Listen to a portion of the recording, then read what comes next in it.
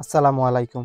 ৩৬ চত্বর ৫ আগস্টে কিভাবে শেখ হাসিনা সরকারের পতন হলো, কত নির্মম হত্যা, কত লাশের বিনিময়ে বাংলাদেশ নতুন করে স্বাধীন হলো, সমস্ত কিছু বাণিজ্য মেলায় ৩৬ চত্বরে তুলে ধরা হয়েছে।